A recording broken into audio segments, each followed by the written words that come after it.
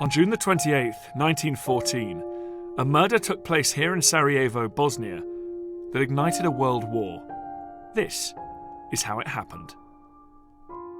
The heir to the mighty Austrian Empire, Franz Ferdinand, is visiting Sarajevo, the capital of one of his empire's most restless provinces. Many Bosnians wish to be part of next-door Serbia. Days earlier, the Archduke says, "I wouldn't be surprised if there are a few Serbian bullets waiting for me." The couple arrive here at the train station where they conduct a troop inspection. At 10 o'clock, they set off in a convoy of vehicles. Theirs is a luxury open limousine. They drive south, then east. Their destination is here, the town hall where a lavish reception is waiting. Little did the royal couple know, but they were about to run a lethal gauntlet. Along the route are assassins, young men committed to freeing Bosnia from Austrian rule and uniting with Serbia. They are armed with weapons supplied by rogue members of the Serbian government. The first assassin is standing here, armed with a pistol, but as the convoy drives past, he freezes and does nothing. At 10 past 10, the convoy reaches Nedjeljko Kobrinović. At that bridge there, Kobrinović was waiting, a young man dying of tuberculosis, desperate to complete this mission before his death.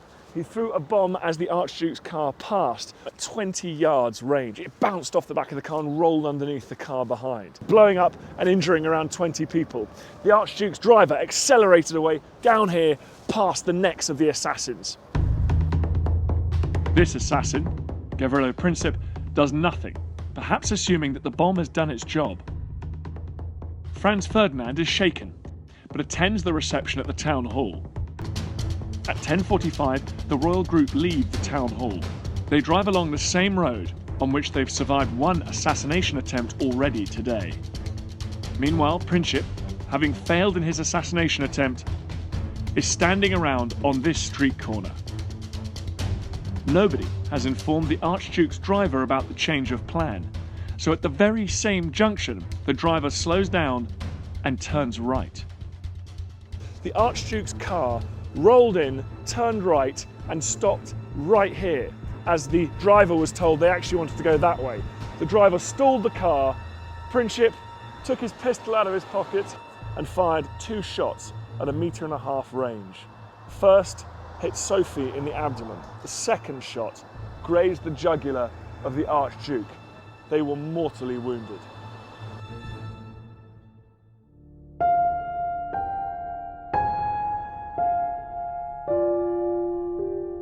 They were the first 2 shots fired in what would become the First World War, a war that would see well over 10 million people killed, fired on this street corner in Sarajevo. After all of that, let's back it up a little bit. So let's explain exactly why this happened, what led up to that moment where Gavrilo Princip kills the Archduke, and exactly what's going to happen as a result that starts the war. So the Black Hand that they talked about, or the group that Gavrilo Princip was part of this group that really wanted pan-Slavism. And that word is a complicated word to explain that they wanted to have the Slavic people all united, together. They didn't want them kind of separated off. And actually, it's just this, to get the definition for your notes, a movement that wanted to unify or bring together all Slavic people. The map over here on the left-hand side, this is to explain to you what exactly Slavic means. When I say Slavic, it means people that are of a culture that's, similar to Russian, similar to Eastern European, which is eventually going to be what is Poland today. And then that area of the Balkan Peninsula down here that is really made up now of Serbia, the former Yugoslavia. You have Bulgaria and Romania down there as well. So examples of Slavic people: Russia, Serbians, Bulgarians. And this movement that they had right around this time period, actually going back even before that, was that they wanted to unify them all together. However, part of that land that they wanted for themselves was under Austro-Hungarian rule. So as the video pointed out, in Sarajevo, which is where this mouse is pointing right now, technically part of the Austro-Hungarian, empire. So Serbia, over here just off to the side, they know that there are Slavic people living there that, either side with Serbia, they want to be part of Serbia, and Serbia wants that area to be part of their country as well, to unite the Slavic people. So that's that Pan-Slavism, which then leads us to why the assassination is going to happen. So, the Black Hand. So in 1914 and before, many of the Slavic people lived in this region, in a region called Bosnia. Where Sarajevo is, and where these lines kind of cross the colors here, that's Bosnia. The capital is Sarajevo. So they're under control of Austro-Hungarian Empire. They really technically have more in common with people of like Serbia and Romania and Bulgaria. So in Serbia you have this secret society, and they're called the Black Hand. And they wanted to actually go in and somehow take that land from Austria-Hungary and make it part of like this greater Serbian country. The Archduke Franz Ferdinand, he was the heir to the throne in Austria-Hungary. He would be soon to become king. And he and his wife traveled all the way down to Sarajevo, down here, on June 28th, 1914. He's coming there basically, to kind of make people feel better about being part of the Austro-Hungarian Empire in that region. He's promising reforms and civil rights, and yet Serbians weren't treated as well under the Austro-Hungarian rule. So he's offering to give them more rights and to make them happier so that they don't leave Austria-Hungary. The Serbians over here, especially those in the Black Hand, they don't want these reforms to actually happen, because if the reforms happen, then it's going to make the people be like, oh, well, life is actually pretty good right now, so why would we want to really change anything? So we're not going to join with Serbia. Goes against what they want there. So they're not going to support the Archduke. They don't want him around. They want that land. They want to unite the Slavic people. So the assassination is that spark, like I said, the spark that explodes the powder keg in the Balkan Peninsula, sets off this domino effect that starts the war. So on June 28th, 1914, the Archduke and his wife, they get into an open car. Like the video said, he knew that he was not liked in that region. There were a lot of Serbians living in that area who did not like him. Yet he gets into an open car, no roof on the car, and follows a parade route. It wasn't a full parade, but, a few cars in line that they knew it was him in that car through the city of Sarajevo to where they needed to be. Everything seemed just fine. But on the way there, there's a few things in his way, as you've seen. And the planned assassination doesn't go as planned, but it does, it is successful in the end. So the Black Hand, they set off that one bomb that they try to get him with, but it actually hits the car behind him, and a few of the other guys kind of chicken out and don't do anything. And the rumor is that Gavrilo Princip, he didn't do anything the first time the cars came through either. And so the rumor is that he then, went off to get lunch, and as he's exiting the restaurant he went to with his lunch is when he steps out onto the sidewalk, and it just so happens the Archduke's car had turned down the wrong road and it's right in front of him. Who knows if that's actually true, but regardless, he happens to be on the same street that car turns onto, and it stalls. So what does he do? Well, he's going to follow through with his plan. Pulls out his gun. He actually shoots the Empress in the stomach. He shoots the Archduke in the neck.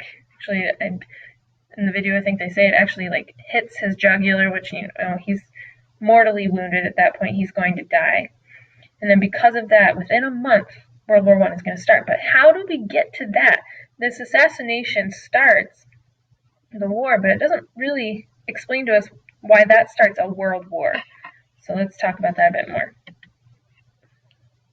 So this domino effect, try to explain this the best you can in your notes so that you understand exactly how we end up with all these countries fighting because of this assassination. It's going to go back to, the alliance system. So the Austro-Hungarian Empire, they're outraged at this assassination. This is the guy who was supposed to take over that empire. Germany, Austria-Hungary's alliance, they're going to come out and say, you know what, Austria-Hungary, we will help you no matter what, whatever you need to go against Serbia, make them pay for what they've done, we will help you. Alliances. Serbia, Austria comes to them and is like, listen, we'll have peace if you do this. Serbia's like, no way, dudes. We want to be separated. We want to make a Slavic nation here, and we meant to get rid of him. So, Austria-Hungary declares war on Serbia. They know they've got Germany's support. They've got their back. However, Russia has Serbia's back. Russia is their ally. So Russia begins to mobilize troops. That militarism, they're ready to go. So they have their troops ready to help Serbia because of, they have cultural similarities. That's where they're at.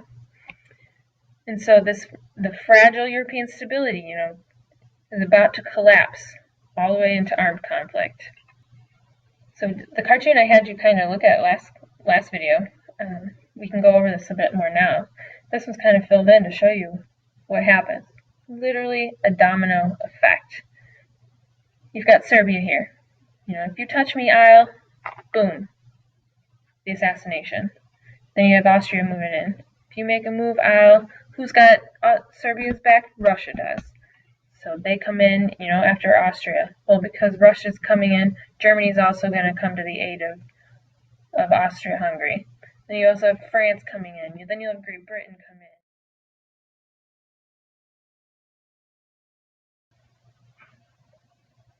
Now, the alliances that we had before the war, we called them the Triple Entente and the Triple Alliance. Now, for the war itself, for the rest of the war, we're going to refer to them as the Central Powers and the Allied Powers.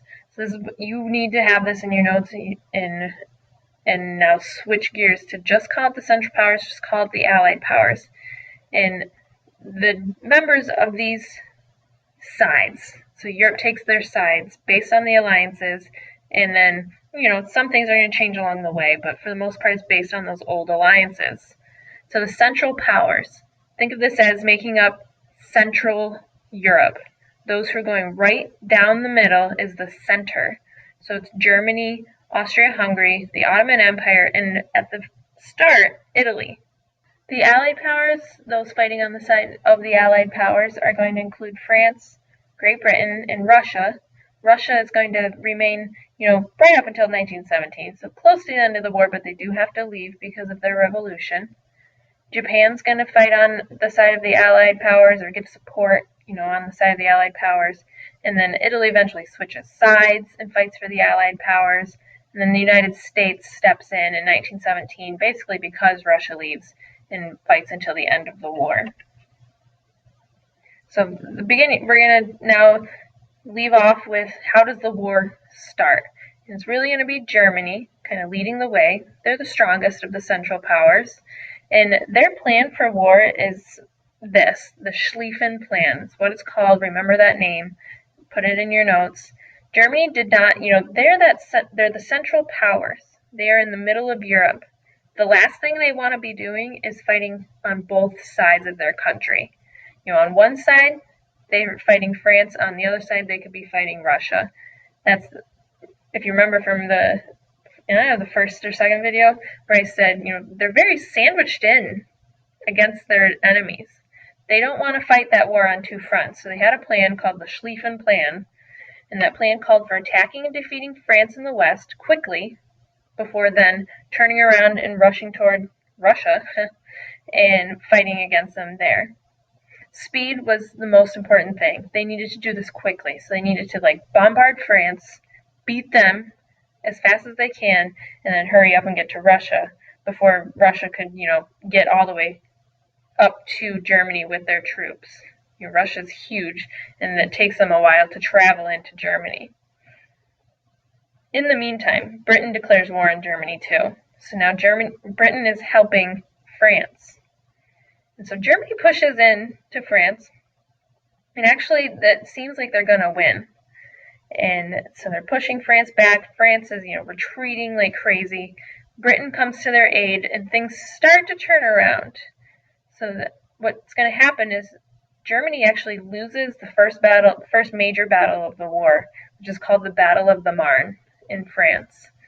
Totally blows this plan, this Schlieffen plan.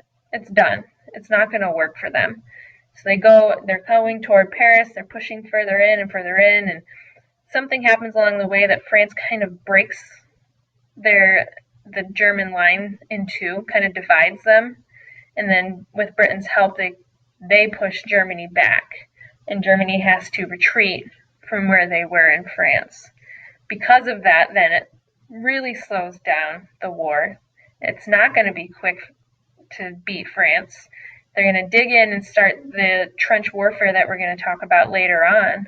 And then in the meantime, Russia's going to arrive on the other side, and Germany's going to have to be fighting. They're going to have to literally split their military in two and fight the war on two sides.